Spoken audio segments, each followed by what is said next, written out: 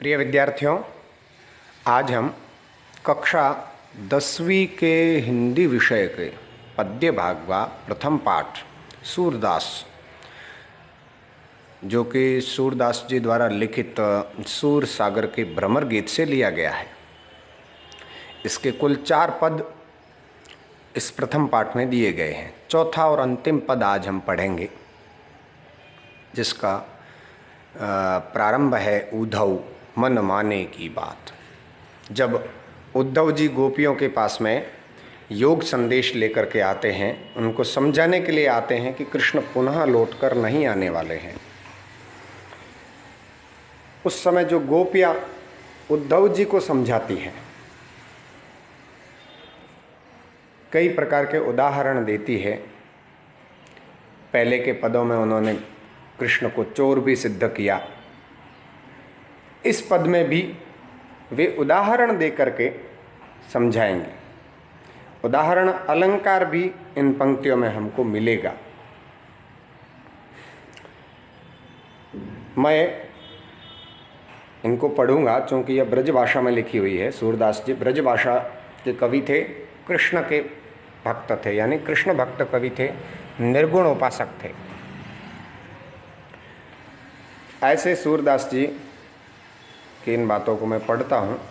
पहली पंक्ति है, उद्धव मन माने की बात। गोपियाँ उद्धव जी से कहती है, उद्धव मन माने की बात। उद्धव नहीं है, उद्धव। ध्यान रखना, ये ब्रजभाषा की बातें हैं, ब्रजभाषा में लिखी हुई है, हिंदी में नहीं। मिलती जुलती है ब्रजभाषा हिंदी के बहुत सारे शब्द, उसका कुछ बदला हुआ रूप। उद्धव मन माने की बात, दाख छुहारा छाड़ी अमृत फल।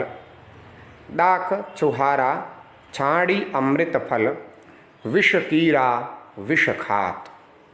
दाख छुहारा छाड़ी अमृत फल, विष कीरा विष खात। अब आप समझिए, इसमें जो शब्द लिखे हैं इसका उच्चारण आप कर पा रहे हैं क्या? इस बात को ध्यान देना है। मैं फिर से पढ़ रहा हूँ, उद्धव मन माने की बात। दाख छुहारा छाड़ी अमृत फल, विष कीरा विष खात। उद्धव मन माने की बात। ये मैंने पंक्ति पढ़ी। विष कीरा है, कीड़ा होता है ना, कीड़ा। तो ब्रजभाषा में ड़ को अधिकतर र बोलते हैं। अंतिम इस भाग में पंक्ति है जो तीसरी पंक्ति, जो चकोर को देई कपूर को तज अंगार अघात। जो चकोर को देई कपूर को तज अंगार अघात। अब क्या कहती है गोपियाँ? हे उद्धव जी, ये संबोधन किया है। हे उद्धव जी, दो रेखांकित करता हूँ, ध्यान देवें। हे उद्धव जी, मन माने की बात। आप इतना समझा रहे हैं कि कृष्ण जी वापस नहीं आएंगे, आप समझ जाएं, लेकिन ये बातें मन की होती है। हमारा मन कृष्ण में लग गया है, इसलिए कृष्ण के प्रेम में हम अपने मन को उन्हें दे चुकी हैं। मन मानता नहीं है, क्या करें? अब मन नहीं मानने के उदाहरण देती है गोपियाँ, ध्यान देना। दाख छुहारा छाड़ी अमृत फल। दाख छुहारा छुहारा छाड़ी अमृत फल, यानी दाख और छुहारा जैसे अमृत फल, छाड़ी यानी छोड़ करके, दाख और छुहारा जैसे जो अमृत फल है उनको भी छोड़ करके विष कीरा विष खात। विष का कीड़ा है, वो विष ही खाता है। क्यों? क्योंकि उसके मन को वही अच्छा लगता है। जैसे उसको विष अच्छा लगता है, भले ही उसके लिए बुरा है। गोपियाँ कहती है कि जिस प्रकार विष कीड़े के लिए विष बुरा हो चाहे कैसा भी हो वो उसको ही खाता है, ऐसे हमारे लिए कृष्ण का प्रेम ही सर्वोपरि है। नीचे है, जो चकोर को देई कपूर को। चकोर पक्षी होता है ना, वह क्या करता है कि जो अंगारे होते हैं, जलते अंगारे खीरे, वो उनको अच्छे लगते हैं, उनसे ही प्रेम करता है, उनसे ही नज़दीकी बढ़ाता है। इसलिए क्या कहा है कि ज्यों चकोर को देई कपूर कोई, कपूर जैसी सुगंधित और शीतल वस्तु भी यदि कोई चकोर को देता है तो चकोर तजी यानी उसको त्याग करके अंगार अघात, अंगारों को स्वीकार करता है। क्यों? क्योंकि उसको अंगार ही अच्छे लगते हैं। ज्यों चकोर को देई कपूर कोई, तजी अंगार अघात, वो अंगारों से प्रेम करता है। गोपियाँ कहती इसी प्रकार आप कुछ भी समझाओ, आपका योग संदेश हमको उसी प्रकार स्वीकार नहीं है जिस प्रकार चकोर को कपूर स्वीकार नहीं है। हमको तो जैसे उसको अंगारे प्रिय है, हमको कृष्ण ही प्रिय है। इसलिए कृष्ण आ जाए, इसके अलावा हमको और कुछ भी स्वीकार नहीं। अगली पंक्तियाँ उदाहरण देती है। मधुप गुन गुना कर कह जाता कौन कहा, मधुप कर करत घर फोरी काठ में, बंधत कमल के पात। एक पंक्ति मैंने दूसरी पढ़ दी थी। मधुप, मधु यानी शहद, प यानी पान करने वाला, मधु का पान करने वाला भौरा, ये मधुप।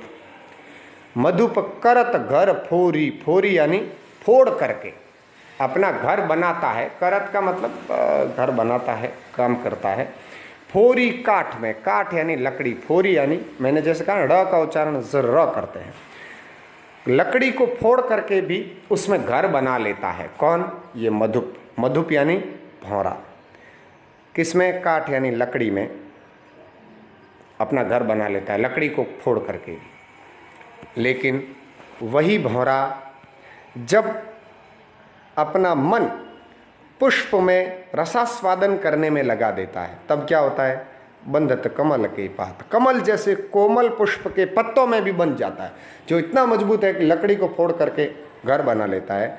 वो जब अपना मन पुष्प का रसास्वादन करने में लगाता है, तब पात यानी पत्ते, ये पात, पात यानी पत्ते, कमल पुष्प के पत्ते में भी बंध जाता है। क्यों? क्योंकि वो उसमें लीन हो गया है, उसका मन उसमें लग गया है। उसको ये डर नहीं है कि मैं बंध जाऊंगा, उसका मन जहाँ खींचता है वहाँ जा रहा है, बुद्धि नहीं लगाता है, मन सर्वोपरि है उसके लिए।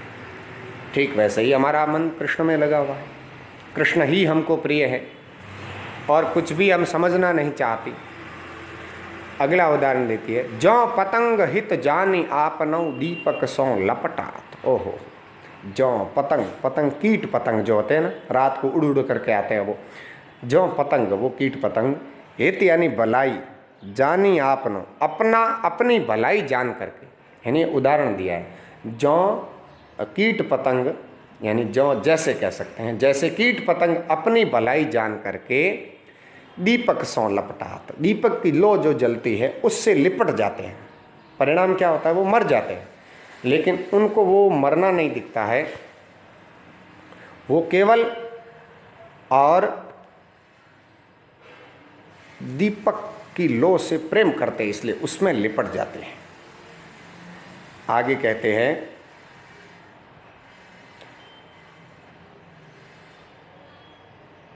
गोपियाँ कहती है, सूरदास जाको मन जास। सूरदास जी इसका एक सार निकालते हैं, सार निकाल करके कहते हैं कि जिसका मन जैसा है, जाको मन जासो, जिसका मन जैसा है सोई ताही सुहात, उसको वही अच्छा लगता है। इसलिए गोपियों को भी मन कृष्ण के प्रति प्रेम में डूबा हुआ था, इसलिए कृष्ण ही प्रिय लगते थे और कुछ भी प्रिय नहीं लगता था। ये सारी बातें हमने आज इसमें पढ़ी है। कुल मिला करके इसके अर्थ को समझना, कुछ भावार्थ मैंने आगे लिखा भी है, इसको भी देख लेना, अच्छे से पढ़ लेना, इसका स्क्रीनशॉट ले लें। और उसके बाद मैंने गृह कार्य भी दिया है आपको। तजी अंगार अघात से क्या तात्पर्य है, यानी आप क्या समझे, मैंने तजी अंगार अघात समझाया, उससे क्या समझे। और दूसरा है उक्त पद की सप्रसंग व्याख्या कीजिए। प्रसंग लिखते हुए, संदर्भ लिखते हुए व्याख्या करनी है, उसमें विशेष बात भी लिखनी है, कौन से अलंकार वगैरह और कुछ तत्सम तद्भव जो भी है। तो ऐसा आपको इसमें पढ़ना है। ये गृह कार्य कॉपी में करना, वीडियो को रोक करके स्क्रीनशॉट ले लेना।